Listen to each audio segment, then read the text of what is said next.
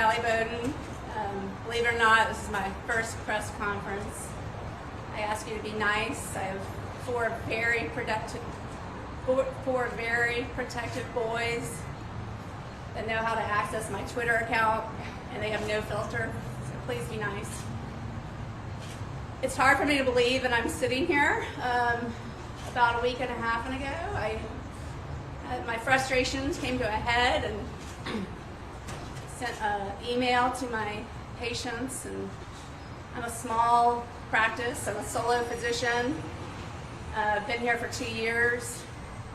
I started off with the intention of just doing ear, nose, and throat and sleep medicine, and somehow stumbled into COVID. I was just responding to what my patients were asking me to do.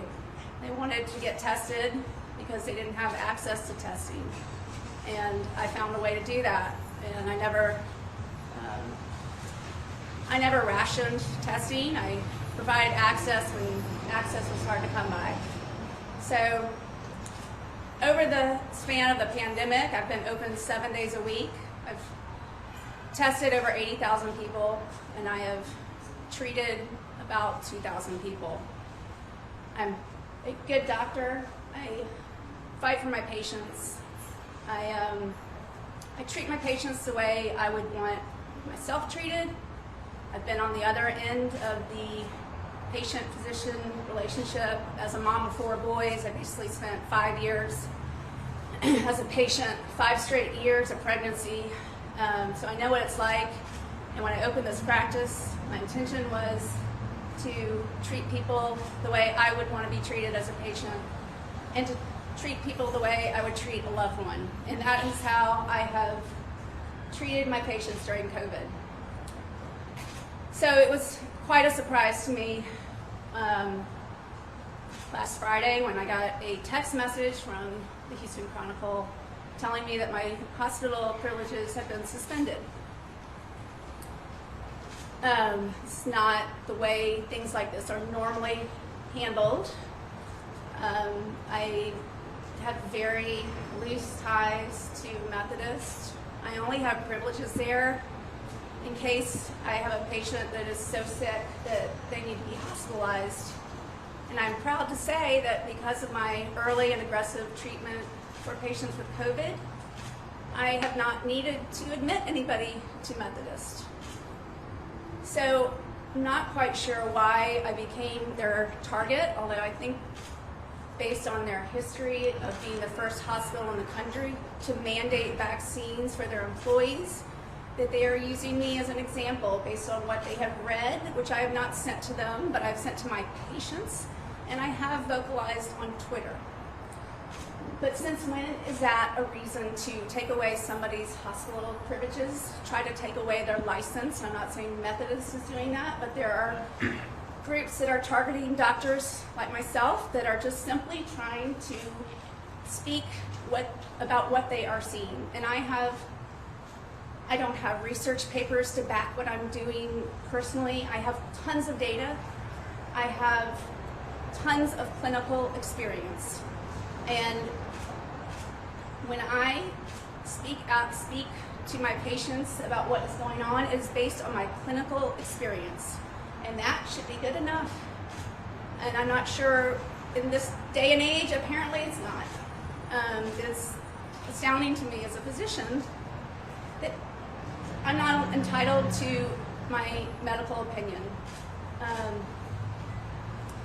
think this is hopefully, this is not how I wanted to be. I would like to go back to my clinic and stop. I do not want to be in the media, and I do not appreciate the way Methodists handled this. I'm simply trying to help my patients.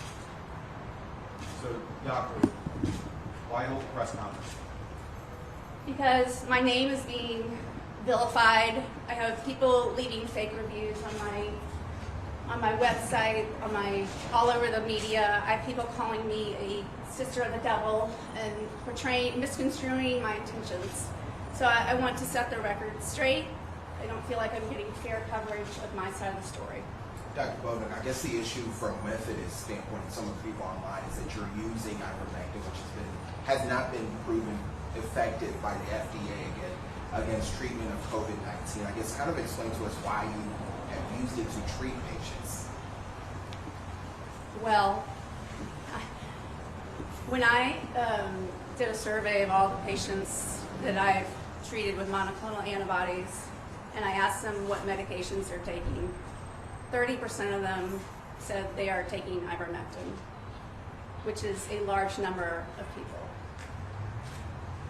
I don't know how ivermectin has become a dirty word. It's a safe medication, and I would never give anything to anybody that I thought was going to hurt them. And I did deep research into whether or not I thought it was going to hurt them. So I stand by ivermectin. I have plenty of people who have taken it, and no one has had a serious reaction from ivermectin.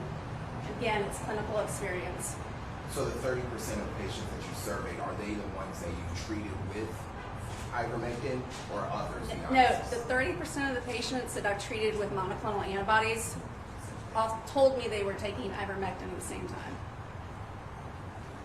Doctor, what's that story? Where do you go from there? Continue doing what I'm doing.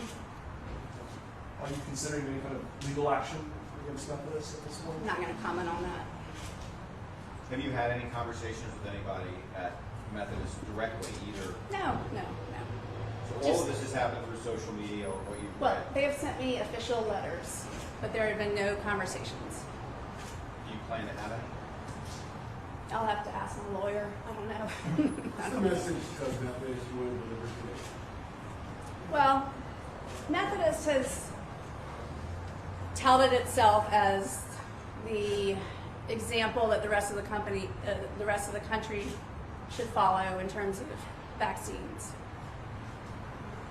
But why are they not sharing with us more data? Why do we not know how many breakthrough cases they have? Why do we not know how many patients who have been vaccinated have had side effects? Why do we not know a firm number of the patients in the hospital who are vaccinated? So if they want to be the leaders in COVID, then they need to share all the data. They also need to perhaps not vilify doctors who are challenging what the vaccine movement. I have a question. So the people that came, you said you treated people for COVID, am I right? Okay, so that treatment ever included the vaccine, or it was just? I tried to get the vaccine to my clinic when Okay. it first came out, and I could not get it because I was not a hospital. I basically felt like I was too small to be worthy, and so I just gave up. So no, I don't distribute the vaccine. So I do take that. You wanted to give the vaccine out. You were Yes, interested. I was on board with it. I tried to get it, and they So were you just have- giving it out to the hospitals, You and I have gave nothing up. against the vaccine. Nothing against the vaccine. I don't think there's a one-size-fits-all for the vaccine, but I have nothing against it. There's certainly an important tool against this pandemic. Did you take it as part of Methodist's requirements? That is not something, I don't even ask my patients that, and I am offended that other people would ask me that. It's a HIPAA violation. It's a personal health information. Yes. Dr. Bowden, on your website, you said you were on staff at Methodist as well as the Memorial Hermann Hospital. I have privileges at 2 surgery centers through Memorial Hermann. Memorial Hermann. Yeah. They said you did not have any privileges at acute care At the hospital, no, the surgery centers. service. So you said that you treat 30% of your patients, right? 30%, is that right? 30% What? of your patients were treated of this COVID? Is that what you said? Yeah. 30%? Wait, what? 30% Of what? of your patients were treated of COVID, right? COVID? Is that what you said? 30%? 30% of the patients were treated for COVID. That's what he's trying to Is say. that what you said, right? I don't understand. No, I don't. So you said 30% of the patients surveyed said that they use. No, 30% of the patients that I treated with monoclonal antibodies were taking ivermectin at the same time. Not from me, just happened to be from other physicians. Oh, but they were not from you. No, well, not, I mean, maybe some of them were, but I don't know. I mean, a lot of these people just come to me because I allow easy access to monoclonal antibodies. Doctor, you update us on the Fort Worth case and which sort of seems to have sparked all three of them. So I have a patient in Fort Worth at the Texas Hughley Hospital, 48-year-old man, family, father of 6, sheriff's deputy. He's been in the hospital for over a month. He's been on a ventilator for over a month. His wife reached out to me to try to have me prescribe ivermectin because she wanted to try everything she could to save her dying husband. I agreed, and then she had to have a lawyer get involved because the hospital refused. So I testified on behalf of my patient, and we won the case, and the hospital was told to grant me temporary privileges and do it quickly. And unfortunately, they decided to stall, and they waited until that Friday afternoon when I sent the email to my patients to tell me that they were denying my requests for temporary privileges. And this is with, I have a clean record. I've never been sued, no complaints. So there was no clear reason why they would deny my privileges. The lawyers went back to the judge and they said, okay, well, we'll do the privileges, but with some modifications. We'll only grant you privileges to only administer ivermectin, and you have to come and do it yourself or have a nurse do it. No one on our staff will actually give the ivermectin. So I agreed, we did that, apparently, and then we lined up a nurse to come give the ivermectin. The nurse came to the hospital and tried to get in, and apparently the hospital had issued an appeal, but this was not given to the patient's lawyer yet. So she thought she had her every right to be there, and the hospital called the police on the nurse and had her escorted out of the hospital because she thought she was following a court order. We could not clarify what was going on the next day because it was Veterans Day. The following day, we found out there was a stay on the order. Today, that appeal is being processed, so we're hoping to have an answer tonight or tomorrow morning. The patient is stable, but he's still on a ventilator. And you said that because of the Texas Children's Hospital, because they were the first hospital to mandate vaccines, they were trying to make an example out of you. Can you please elaborate on what you meant by that? I am a solo physician. I have a few thousand patients. I am a flea on the elephant of Methodist. I am not a threat to them.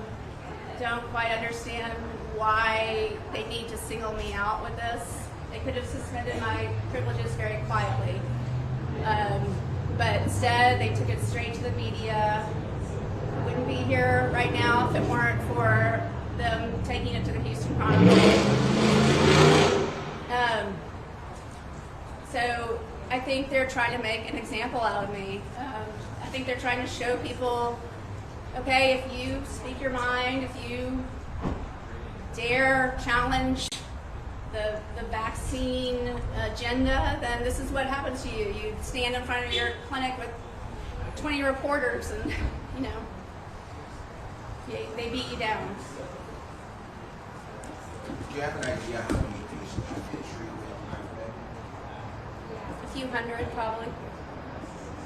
And they're all okay? They're all alive and well.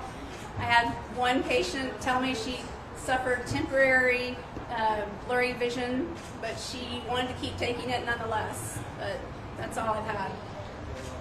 Doc, we talked this morning, you talked about what you want Methodist to now show the public. Right.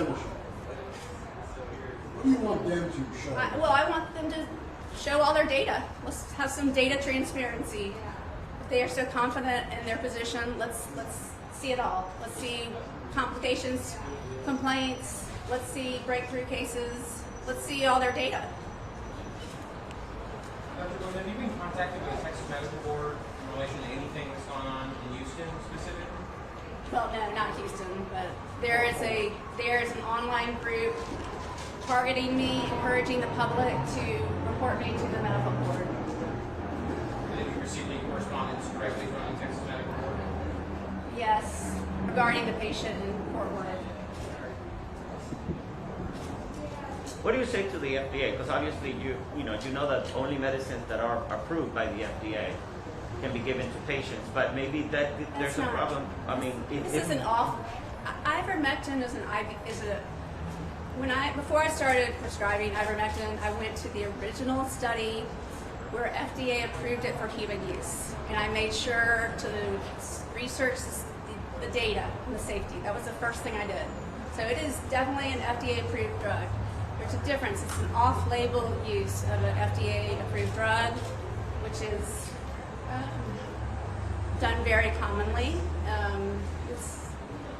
If you look at the data, the safety data, if you do a literature review of ivermectin and try to find patients that have died from ivermectin overdose, I challenge you to do that.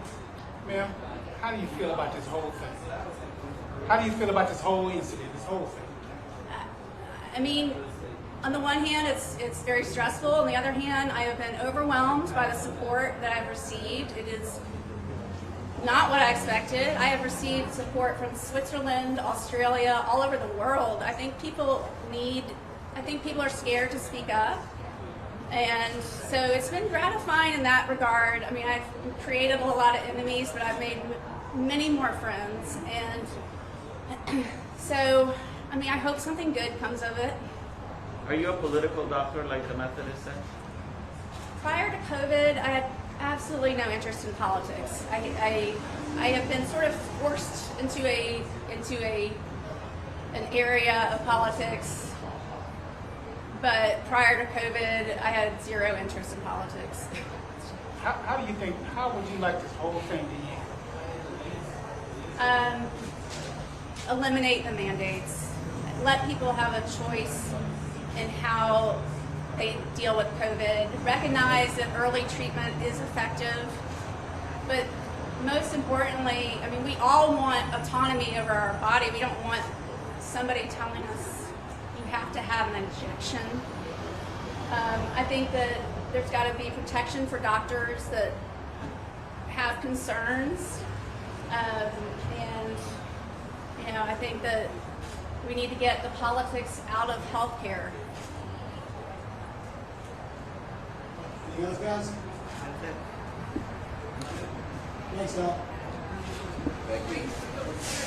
Pete, you're okay.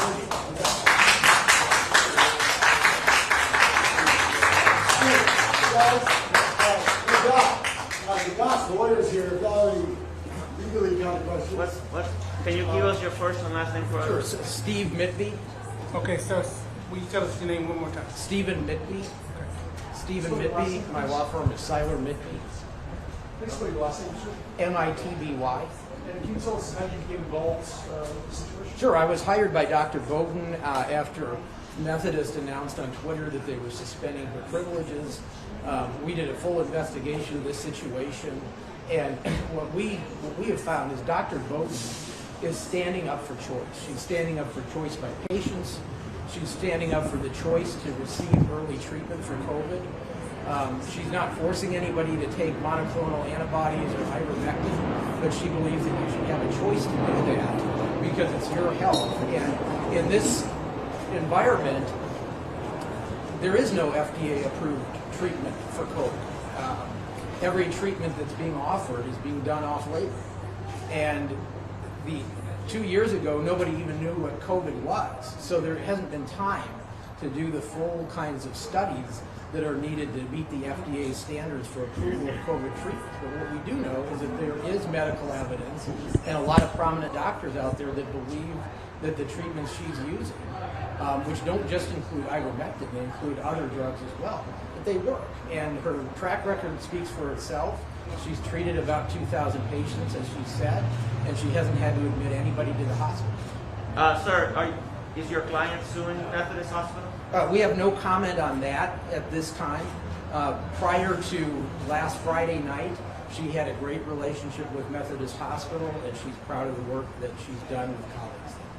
You said you did an investigation. What did that look like? We looked at her track record and what she's done with these patients, and she's been a pioneer in the Houston community in early treatment and keeping people out of the hospital by using drugs. And unfortunately, some in the media have tried to portray her as a quack, as somebody who's offering quack medicine.